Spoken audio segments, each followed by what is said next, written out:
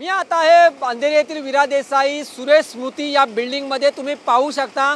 या बिल्डिंगमध्ये मोठ्या प्रमाणात ढोपराभर पाणी साचलेलं आहे। अजूनही पाणी इथून निघालेलं नाही आहे। तुम्ही गाड्या पाहू शकता, गाड्या सुद्धा पाण्यात गेलेल्या आहेत। त्याचबरोबर संपूर्ण परिसर हा जलमय झालेला आहे आणि इथे पाणी काढण्याचं सध्या काम मशीनद्वारे सुरू आहे। मात्र पाणी जर पाहायला गेलं तर इथं मोठ्या प्रमाणात पाणी हे साचलेलं आहे। त्यामुळे इथे जे राहणारे रहिवासी आहेत ते मात्र बिल्डिंगच्या रूममधून खाली आलेले नाही। त्याचं कारण असं आहे की इथे जर पाहायला गेलं तर मोठ्या प्रमाणात पाणी साचलेलं आहे।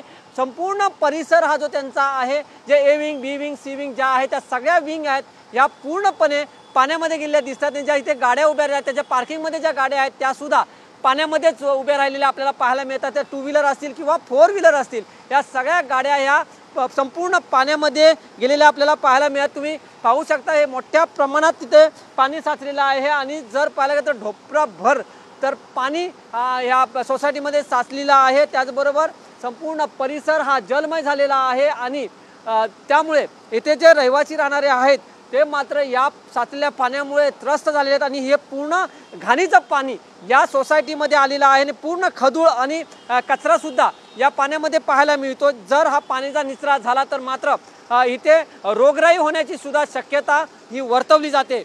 व्हिडिओ जर्नलिस्ट हरी नेगीसह मी वैभव घाग, TV9 मराठी, अंधेरी।